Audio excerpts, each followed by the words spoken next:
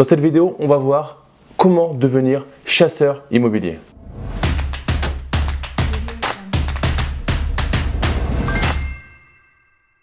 Yo l'esprit gagnant, c'est Damien et bienvenue sur cette nouvelle vidéo. Si c'est ta première fois sur la chaîne, je te recommande fortement de cliquer sur le bouton s'abonner ainsi que sur la cloche pour recevoir mes pépites sur l'investissement immobilier.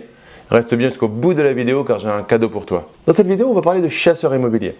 Tu dois voir beaucoup de ce genre de choses passer. C'est un nouveau métier qui est en train d'arriver pour et là je parle bien de chasseur immobilier pour investisseurs immobiliers. Et ça pourrait tout à fait te correspondre si tu as les compétences pour, donc on va regarder ça dans cette vidéo. Et également pour avoir un revenu complémentaire à côté de tes investissements immobiliers, potentiellement pour commencer une transition par rapport à ton travail actuel. Alors ce n'est pas le Saint Graal, on soit bien d'accord, c'est une profession de commercial, donc il y a un gros aspect commercial, il y a un gros aspect support et accompagnement du client. Qui dit client peut dire client un petit peu chiant, donc c'est pas le métier de rêve qui va juste encaisser des commissions. Qu'on soit bien clair là-dessus. Moi je le fais à côté de mon centre de formation professionnelle.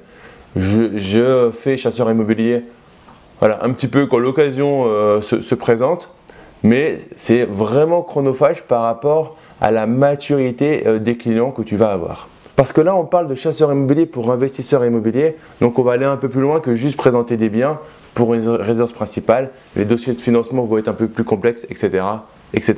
Maintenant, si tu veux devenir chasseur immobilier pour investisseur immobilier, il y a pour moi deux entreprises vraiment qui sont aujourd'hui costauds sur le marché et qui accompagnent vraiment bien leurs chasseurs immobiliers. Je ne ferai pas de pub dans cette vidéo parce que je fais partie de l'un des deux, mais j'apprécie les deux fondateurs. Donc voilà, en tant qu'esprit gagnant, je ne ferai pas de publicité dans cette vidéo, mais c'est plutôt l'esprit que je vais te donner. Le point numéro 1, c'est que pour rejoindre ce genre de réseau, être un bon chasseur immobilier, il faut avoir une certaine expérience. Je vois deux types de chasseurs intégrer ces réseaux, des personnes qui sont assez jeunes et qui n'ont pas forcément cette maturité pour accompagner, pour faire du réel accompagnement dans le temps et qui vont plutôt prendre du coup une casquette de commerciaux. Pour moi, on est un peu loin du conseiller que devrait être le chasseur immobilier pour un investisseur immobilier. Donc pour moi, il faut avoir roulé déjà un petit peu sa bosse, avoir fait plusieurs investissements immobiliers. Pas forcément avoir un patrimoine de dizaines de millions d'euros, c'est pas ça, mais s'être confronté à des agents immobiliers, s'être confronté au milieu dans lequel tu vas travailler. Maintenant, si ça fait un moment que tu connais vraiment bien ton domaine, donc ton quartier, les rues, la ville, je ne sais pas, voilà, il y a un endroit particulier où tu as investi. Ça, c'est un. Si tu as commencé à investir sur des appartements, des immeubles, des stratégies différentes et que tu commences à te sentir à l'aise par rapport à ça, tu te sens légitime par rapport à ça et que ça te plaît, tu sens que ça va te plaire ce côté commercial, dans ces cas-là, vraiment, ça peut être quelque chose d'intéressant pour toi de faire chasseur immobilier parce que tu vas te faire quand même encadrer dans ces équipes-là par des gens plus seniors qui vont au fur et à mesure t'expliquer et te prendre par la main pour mettre en place des projets pour tes clients. Il y a aujourd'hui un souci par rapport à ça, c'est le fait de vouloir tout de suite faire cette profession commerciale pour enchaîner les commissions.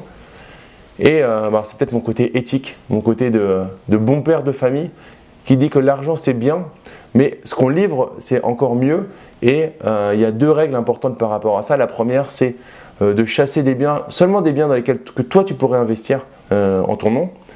Et deuxièmement, voilà, mais ça va bien avec le premier, c'est s'assurer que les projections que tu fais financières vont durer dans le temps, sont assez stables. Je vois passer des fois des annonces que je ne peux même pas présenter à mes clients car pour moi ce sont des annonces qui ne sont pas pertinentes.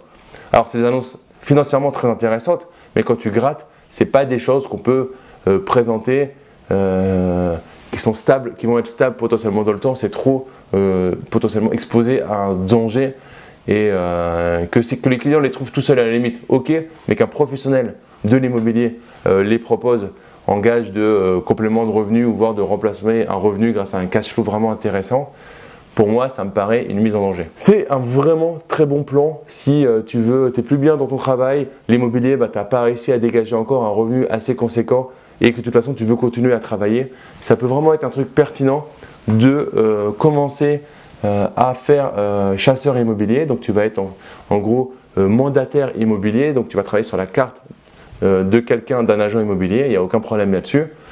Tu seras formé au fur et à mesure, tu seras encadré pour ne pas faire d'erreur, parce que par contre tu deviens un professionnel de l'immobilier et il y a des devoirs par rapport à ça, des droits et des obligations, mais pas de problème, les réseaux sérieux vont t'encadrer là-dessus pour que tu ne fasses pas d'erreur. Point numéro 1 par rapport à ça, ça s'adresse à des personnes qui sont déjà passées à l'action, qui sont déjà expérimentées. Sinon, ça peut être un projet à 2-3 ans, quand tu auras fait tes premiers investissements immobiliers. Donc mets-moi en commentaire si tu es intéressé par devenir chasseur immobilier, on pourra en discuter, je te répondrai à tes commentaires avec grand plaisir.